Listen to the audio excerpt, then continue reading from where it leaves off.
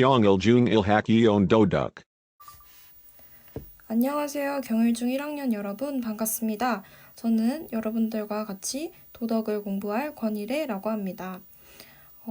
온라인으로 이렇게 만나게 돼서 좀 아쉬운 감도 있지만 그래도 우리 수업을 진행할 수 있음에 감사하게 생각하면서 공부도 열심히 해봤으면 좋겠습니다. 우리가 처음에 들어갈 단어는 자신과의 관계 단어입니다. 이 관계라는 단어 안에 조덕적인 삶, 도덕적 행동, 자아 정체성, 삶의 목적, 행복한 삶이라는 5개의 단원이 있는데요. 우리는 도덕적인 삶 단원부터 먼저 들어가 보도록 하겠습니다. 사람을 사람답게 만드는 것이라고 여러분들 다 보이시죠? 사람을 사람답게 만드는 것이 오늘 우리가 공부할 내용입니다. 자, 그러면 공부할 내용을 들어가기 전에 학습 목표 크게 읽고 시작하도록 할게요. 다른 존재와 구별되는 사람의 고유한 특성을 탐구할 수 있다. 사람다운 삶이 어떤 모습인지 알고 사람답게 살기 위한 자세를 지닐 수 있다.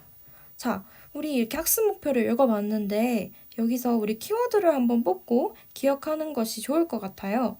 우리 키워드를 한번 찾아볼까요? 여러분 다들 마음속으로 찾았나요? 선생님은 사람의 고유한 특성, 그리고 사람다운 삶, 그리고 사람답게 살기 위한 자세를 키워드로 뽑아볼게요. 자, 우리 이 키워드 기억하면서 계속 수업 진행하도록 하겠습니다. 자, 여기 바로 밑에 그림이 있죠. 이 그림에 피노키오가 나오네요. 그리고 그 옆에는 피노키오가 사람이 되어서 제페토 할아버지랑 같이 있는 그림이 있죠. 여기 밑에 질문을 한번 보겠습니다. 말하고 움직일 수 있는 나무 인형 피노키오를 사람이라고 볼 수 있는지 생각해보자.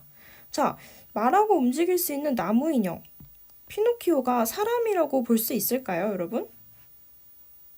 어떤 친구들은 사람인 것 같다 라고 말하는 친구들도 있을 거고 사람은 아닌 것 같아요 라고 생각하는 친구들도 있을 거예요. 그러면 여러분들이 사람이라고 생각하거나 혹은 그렇지 않았을 경우 무슨 기준으로 여러분이 사람이다 혹은 아니다라고 판단했었나요? 네. 사람이 어떤 것이 사람이고 어떤 것이 사람이 아니다라고 판단할 때는 그 나름의 기준이 있겠죠. 우리 그러면 그 기준에 대해서 알기 위해서는 사람의 고유한 특성, 이런 특성이 있을 때 우리는 사람이라고 생각한다. 라는 어떤 기준을 알기 위해서는 우리가 그 특성을 알아야 합니다. 자, 그럼 우리 특성에 대해서 알아보도록 하겠습니다. 사람은 어떤 존재일까? 자, 여러분, 사람이 어떤 존재일까요? 우리가 사람의 고유한 특성을 알기 위해서 생각해 봐야 할 질문이죠. 자, 사람이 동물과 달라요. 동물과 어떤 기준으로 다를까요?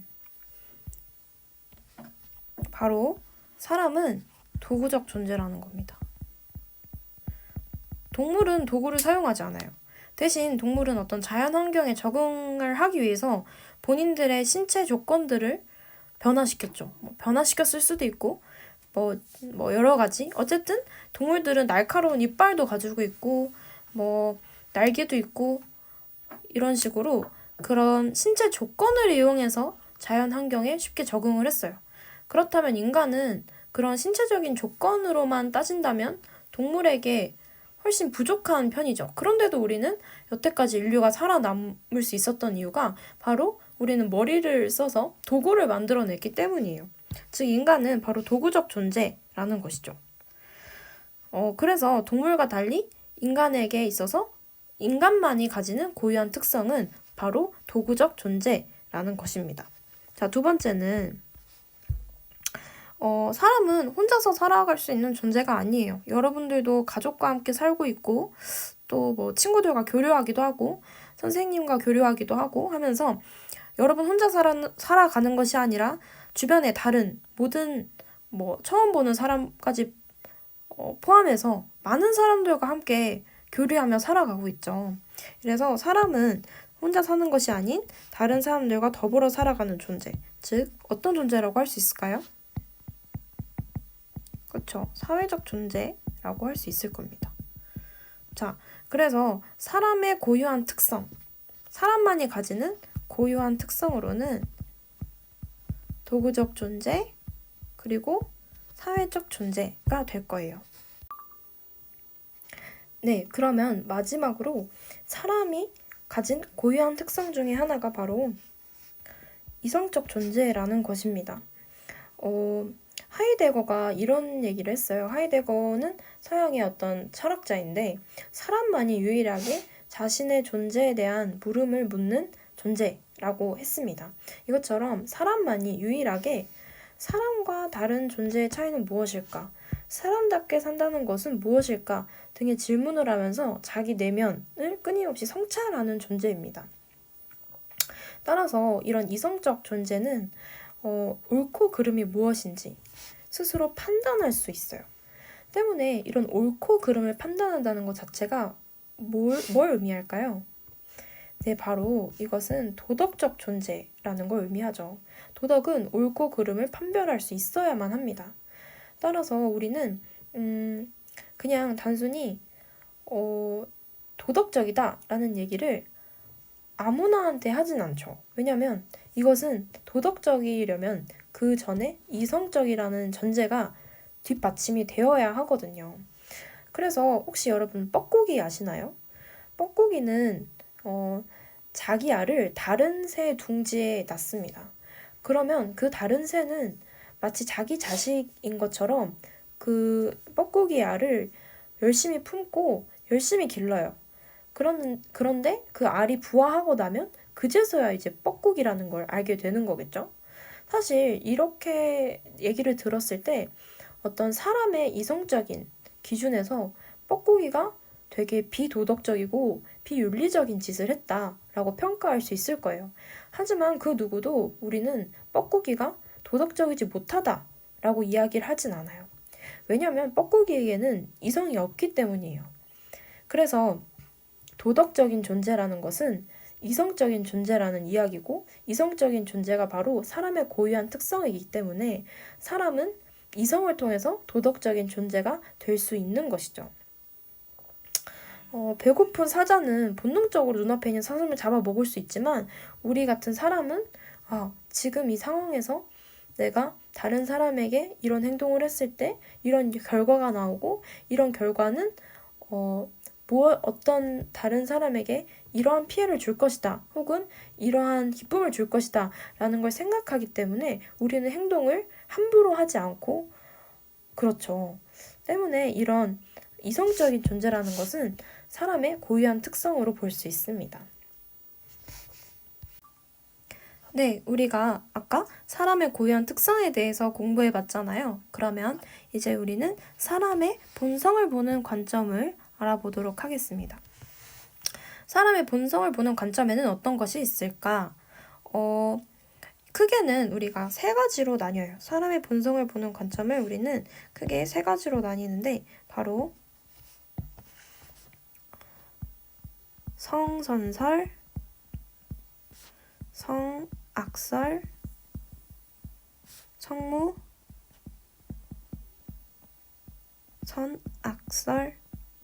선악설이라고 합니다. 자, 성선설에는 말 그대로 사람은 본래 선하다는 입장이에요. 그래서 사람은 누구나 선한 마음을 가지고 태어납니다. 사람은 누구나 선한 마음을 가지고 태어나지만 어떤 지나친 욕구나 환경에 의해서 악한 행동은 할 수 있어요. 그렇지만 우리가 끊임없이 선한 본성을 갈고 닦아서 나쁜 행동을 하지 않도록 노력하면 우리는 선한 본성이 그대로 드러날 수 있게 된다라고 하는 것이 바로 성선설의 입장이에요. 그래서 성선설 한번 정리할게요. 성선설은 인간의 본성은 선하다라고 보는 입장입니다. 대표적인 사상가로는 바로 맹자가 있어요. 이 위에 있는 박스 한번 여러분 같이 볼까요? 누군가 어린아이가 우물에 빠지려고 하는 것을 본다면 그가 어떤 사람이든 간에 곧바로 달려가서 그 아이를 구하려 할 것이다. 이러한 마음은 태어날 때부터 있는 것이지 노력의 결과로 생긴 것이 아니다. 라고 박스에 써져 있죠. 자, 여기서 우리가 볼 게 바로 이러한 마음이 태어날 때부터 있는 것이래요. 우물에 빠진 어린아이를 보고 가서 구해주고자 하는, 빨리 가서 달려가서 그 아이를 구하고자 하는 이런 선한 마음은 태어날 때부터 있습니다. 그래서 노력의 결과로 생긴 것이 아니다라는 것에서부터 성선설은 바로 인간의 본성은 타고난 본성이 애초에 선하다라고 말하고 있는 걸 알 수 있겠죠. 이런 성선설의 대표적인, 이 성선설을 주장한 대표적인 사상가가 바로 맹자예요. 맹자에 대해서 더 많은 것들이 있지만 그냥 중학교 1학년 수준에서는 성선설을 주장한 대표적인 학자가 맹자다라는 것만 알면 될 것 같습니다. 자, 그리고 반대로 사람의 본성이 본래 악하다는 입장도 있습니다. 이게 바로 이제 성악설의 입장인데요. 이 입장에서는 사람은 올바른 도리에 따르려는 노력을 통해서 악한 본성을 선하게 변화시켜야 한다고 봅니다. 원래 우리는 악한 본성을 가지고 있어서 그 본성 그대로 행동한다면 계속해서 악한 행동만 하게 되겠죠. 그런데 우리가 선한 행동을 하기 위해서는 이 악한 본성을 변화시킬 때 우리는 선한 행동을 할 수 있다라고 보는 것이 바로 성악설의 기본적인 주장이고, 이것을 주장한 대표적인 사상가는 순자가 있어요. 순자가 있는데 이것도 이름만 그냥 알아두셔도 될 것 같아요. 자, 한번 정리 그냥 한 번만 할게요. 성악설은 인간의 본성은 악하다. 또 이제 마지막으로 사람의 본성이 선하거나 악한 것으로 정해져 있지 않다고 보는 입장이 있습니다. 사람의 본성이 선하거나 악한 것으로 정해져 있지 않다고 보는 입장은 그냥 태어날 때는 백지처럼 선하거나 악하거나 하는 게 정해져 있지 않아요. 그러나 자신의 선택과 환경에 의해서 선하게 행동하거나 악하게 행동할 수 있는 것이죠. 그래서 이런 성모선악설을 주장한 가장 대표적인 학자는 바로 고자라는 학자예요. 이 학자 이름을 들으면 이제 많이들 웃는데 어쨌든 그런 거 생각하지 마시고 이 학자 이름만 그냥 각자 관점을 주장한 학자의 이름만 알아주셔도 될 것 같습니다. 어쨌든 성모선악설은 정해져 있지 않다.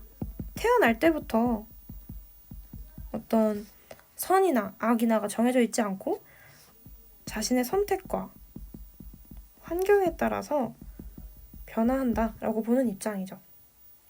자, 다시 한번 복습을 해볼게요. 성선설에는 인간의 본성은 선하고, 성악설은 인간의 본성은 악하다고 봤고, 성모선악설은 인간의 본성이 선하거나 악하거나 정해져 있지 않다. 그러면은 대신 선택과 환경에 의해서 선할 수도 있고 악해질 수도 있다라고 보는 입장이었어요. 자, 그러면 성선설에서 선하려면 어떻게 해야 할까요? 선하려면? 그쵸? 인간의 본성이 원래 선하기 때문에 이 선한 본성을 계속 갈고 닦으면 되겠죠. 그럼 성악설의 경우는 인간의 본성이 약해요. 그럼 선하려면? 그쵸, 변화시켜야겠죠. 그러면 성모선악설 같은 경우에는 올바른 선택을 하고 좋은 환경에 놓여야겠죠. 네, 그렇습니다. 자, 그러면 이 세 가지 관점 모두 공통적으로 이야기하고 있는 게 있어요. 모두 사람이 선한 행위를 할 수 있다고 인정하는 공통점이 있습니다. 즉, 사람이라면 누구나 선한 행위를 할 수 있는 가능성을 가지고 있으므로 도덕적인 삶을 위해 적극적으로 노력하면 우리는 누구나 선한 사람이 될 수 있다라고 보는 것이 이 사람의 본성을 보는 관점이 주는 시사점이라고 할 수 있겠죠. 네, 우리가 앞서서 인간의 고유한 특성과 인간의 본성에 대해서 이야기해봤잖아요. 그러면 우리 이제 사람다운 삶에 대해서 이야기해보도록 합시다. 자, 우리가 외형이 사람이라고 해서 사람으로 태어났다고 해서 모두 다 진짜 사람다운 사람이다. 혹은 사람다운 삶을 사는구나 라고 평가받지는 않습니다. 사람다운 삶이라는 것은 그런 어떤 사람으로 태어났기 때문에 받게 되는 평가가 아니라 사람으로서 마땅히 행해야 하는 것을 알고 해서는 안 되는 것을 하지 않는 삶을 의미합니다. 동물 같은 경우에는 먹고 싶을 때 먹고 자고 싶을 때 자요. 그렇지만 사람은 지금 먹고 싶어도 먹을 수 없는 상황이라면 참고 또 잠이 와도 잠들 수 없는 상황이면 참으려고 하죠. 잠을 참으려고 합니다. 이것처럼 어떤 사람다운 삶이란 사람으로서 내가 지금 이 상황에 무엇을 해야 하는지에 대해서 머리로 생각하고 그것을 올바로 실천할 때 우리는 사람다운 삶을 산다라고 이야기합니다. 자, 이렇게 말하면 조금 추상적일 수 있으니까 사람다운 삶의 구체적인 내용, 조건을 알아보도록 할게요. 자, 바로 사람다운 삶은 다른 사람을 사랑하는 삶을 의미합니다. 우리 이 예시를 한번 읽어보도록 할게요. 여름이와 가을이는 횡단보도에서 지팡이를 짚은 할아버지를 보았습니다. 할아버지는 신호등이 빨간색으로 바뀌려고 하는데 절반도 건너지 못하셨고 이 상황을 지켜보던 여름이는 손을 들어 운전자들에게 양해를 구하고 횡단보도로 달려갔죠. 그리고 할아버지를 부축하여 횡단보도를 함께 건넜습니다. 가을이는 할아버지의 지팡이를 대신 들고 그 뒤를 따라갔죠. 여기서 볼 때 이제 여름이와 가을이 같은 경우에는 사실 그냥 횡단보도를 건너고 계시는 할아버지를 보고 그냥 자기 갈 길을 갔을 수도 있을 거예요. 하지만 좀 위험해 보이는 이 할아버지를 돕기 위해서 횡단보도로 가서 부축도 해드리고 지팡이도 들어드렸단 말이죠. 이것을 보면서 이 여름이와 가을이 같은 경우에는 이런 다른 사람을 사랑하는 삶을 살았다. 오늘 하루 사람다운 삶을 살았다라고 이야기할 수 있을 거예요. 사람다운 삶이란 다른 사람의 고통, 어려움을 겪는 사람의 고통에 공감하고 작은 도움이라도 주고자 노력하는 것이 바로 사람다운 삶이래요. 다른 사람의 고통에 공감하고 작은 도움이라도 주고자 노력하는 이 자체가 바로 다른 사람을 사랑하는 거죠. 사랑하기 때문에 이렇게 도와주고 싶은, 또 아픔을 공감하고 싶은 이런 마음이 드는 것이겠죠? 네, 앞서서 우리가 사람다운 삶의 특성을 다른 사람을 사랑하는 삶이라고 했죠. 그러면 이제 두 번째로는 더불어 사는 삶이 있습니다. 사람은 아까 말했듯이 사회적 존재예요. 그렇기 때문에 혼자서 살아갈 수 없고 다른 사람들과 상호작용하면서 교류하면서 살아가는 것이 바로 사람입니다. 그래서 사람은 혼자만 행복할 수 있는 것이 아니에요. 여러분, 친구들이 있는데 여러분 혼자 정말 행복한 일이 있어도 그 친구가 어려움에 처했거나 고통을 받는다는 얘기를 들으면 여러분들도 마음이 안 좋잖아요. 이처럼 사람은 혼자 잘 살고 혼자 즐겁고 혼자 행복하다고 행복할 수 있는 것이 아니라 같이 더불어 살아가는 사람들이 같이 행복하고 같이 즐거울 때 우리는 행복감을 느끼고 정말 진정한 사람다운 삶을 살 수 있는 것입니다. 자, 그렇다면 우리가 마지막으로 알아야 될 사람을 사람답게 만드는 것이 무엇일까요? 네, 바로 도덕적인 삶을 사는 것이 바로 사람다운 삶을 만드는 가장 키포인트라고 볼 수도 있을 것 같아요. 도덕적인 삶을 사는 것은 아까 말했듯이 사람의 고유한 특성으로 이성적 존재가 있었잖아요. 이성적 존재는 어떤 존재였죠? 옳고 그름을 판단할 수 있는 존재였죠. 옳고 그름을 판단할 수 있다는 것은 뭐를 뜻하죠? 바로 도덕적일 수 있다. 도덕적 존재라는 것을 뜻합니다. 즉, 우리가 이런 우리의 고유한 특성이 이성적 존재인 한 우리는 도덕적인 삶을 살 수 있어요.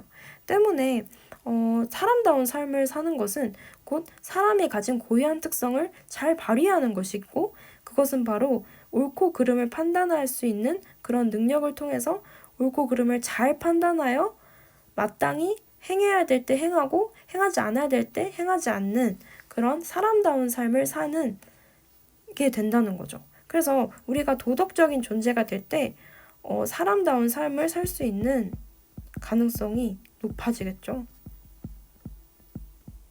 가능성이 매우 높아질 겁니다.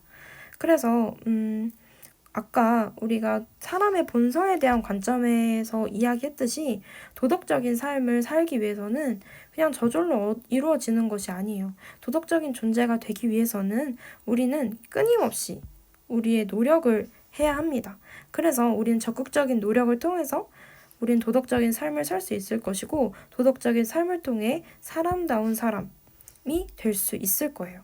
그래서 아까 우리 인간의 본성에 대한 관점에 주는 시사점도 우리가 계속해서 도덕적인 사람이 되고자 노력할 때 도덕적인 사람이 될 수 있다고 했죠. 자, 우리의 어떤 인간의 본성과 인간의 고유한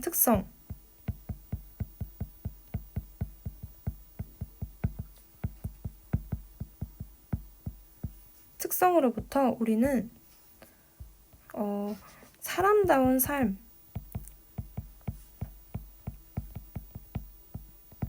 무엇인지 생각해 봤어요. 여러분들, 인간의 본성과 인간의 고유한 특성을 통해서 우리가 어떻게 사는 것이 진정한 사람다운 삶인지 얘기해 봤는데 이해가 됐나요? 그리고 앞으로 여러분들도 우리의 본성과 우리의 특성을 생각해서 어떻게 하는 것이 진짜 사람답게 사는 것인지 생각하고 고민하고 또 노력해서 정말 우리 도덕적인 사람이 되보도록 합시다. 그래야지 우리가 사람답게 행복하게 살 수 있을 테니까요. 자, 이 활동 한번 같이 해보고 수업 마치도록 할게요. 자, 사람다운 사람. 다음 글을 읽고 물음에 답해봅시다. 어느 날 주인이 어린 이솝에게 심부름을 시켰습니다. 공중 목욕탕에 가서 사람이 많은지 보고 오라는 것이었습니다. 목욕탕으로 간 이솝은 그 문 앞에 끝이 뾰족한 큰 돌이 박혀 있는 것을 보았죠. 사람들이 왔다 갔다 하는 중에 그 돌에 걸려 넘어져 다리를 다치기도 하고 코가 깨지기도 했습니다. 사람들은 돌에 대고 욕을 퍼부었으나 정작 누구 하나 돌을 치우는 사람이 없었습니다. 얼마 뒤 한 사나이가 목욕하러 왔다가 그 돌에 걸려 넘어질 뻔했는데 그 사나이는 조용히 돌을 뽑아서 사람들이 지나다니지 않는 구석으로 치웠습니다. 그 광경을 본 이솝은 목욕탕에 들어가 보지도 않고 집으로 달려가 주인에게 말했습니다. 주인어른, 목욕탕에는 사람이 한 명밖에 없습니다. 자, 이상하죠? 목욕탕에는 왜 사람이 한 명밖에 없다고 했을까요? 아까 보면은 한 사나이가 목욕하러 왔다고 했고 또 여기 왔다 갔다 하는 중에 다리를 다치기도 하고 코가 깨지기도 하고 어떤 사람은 돌에 대고 욕을 퍼부었으나 정작 누구 하나 돌을 치운 사람이 없었대요. 이처럼 많은 사람들이 있었는데 이솝은 왜 사람이 한 명밖에 없다고 말했을까요? 이것은 바로 사람다운 사람이 없다고 생각했기 때문이에요. 아까 사람다운 사람이란 어떤 사람이었죠? 마땅히 행해야 될 때 행하고 하지 않을 때 하지 않는 사람. 그쵸? 사람의 도리를 아는 사람이에요. 그런데 이렇게 큰 돌이 박혀 있는 것을 보고도 그냥 계속 지나쳐 가면서 치우려고 하지 않았어요. 이런 사람은 우리 아까 이런 같이 더불어 살아가는 이런 삶에서 나만 생각하는 사람이죠. 그냥 내가 편하니까 돌 안 치우고 다른 사람 내가 안 다치니까 상관없어 라고 생각하고 다른 사람이 다치는 것을 보고도 다른 사람을 도와주려고 하지 않는 다른 사람을 사랑하지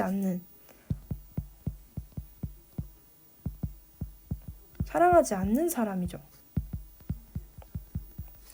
그리고 옳고 그름을 판단해서 그걸 실천해야지만 도덕적인 삶을 사는 것인데 그 상황에서는 돌을 반드시 치웠어야 했지만 돌을 치우지 않았어요. 때문에 도덕적인 사람도 아니에요. 이렇게 사람다운 삶의 세 가지 조건, 더불어 살고 다른 사람을 사랑하고 도덕적이어야 한다는 세 가지 조건을 모두 다 지키지 못했기 때문에 사람다운 사람이라고 말할 수 없는 것이죠. 네, 오늘 우리가 첫 번째 배운 것이 바로 사람의 고유한 특성, 그리고 두 번째 배운 것이 사람의 본성을 보는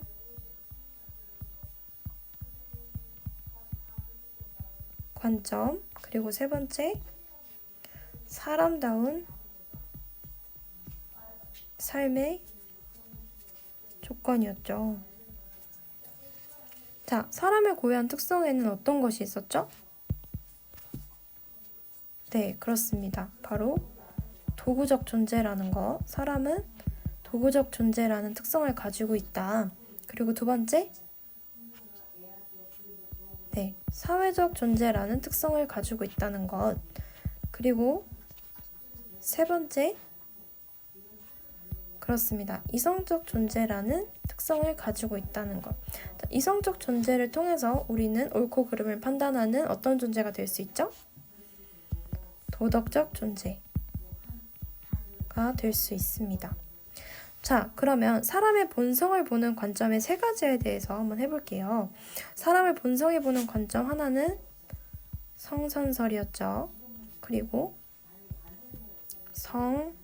성악설이 있었고요. 성무, 선악설이 있었습니다. 자, 성선설의 입장은 인간의 본성은 그쵸, 선하다죠. 그리고 성악설은 본성이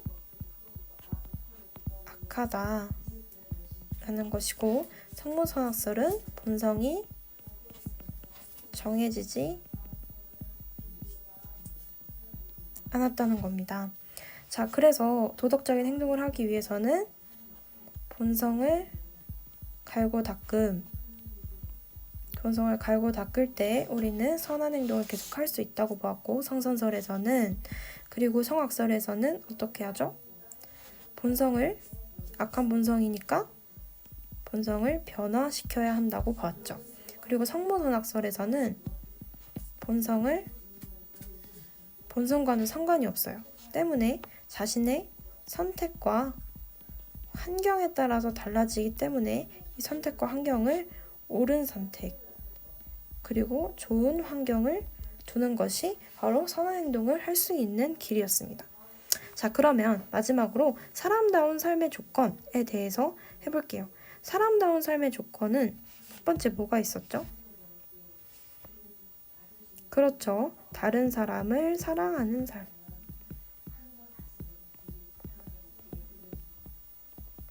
다른 사람을 사랑할 때 우리는 사람다운 삶을 살 수 있습니다. 그러고 또 어떤 게 있죠? 더불어 사는 삶.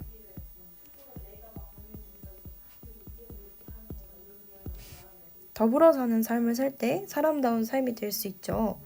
그리고 도덕적인 삶을 사는 것입니다.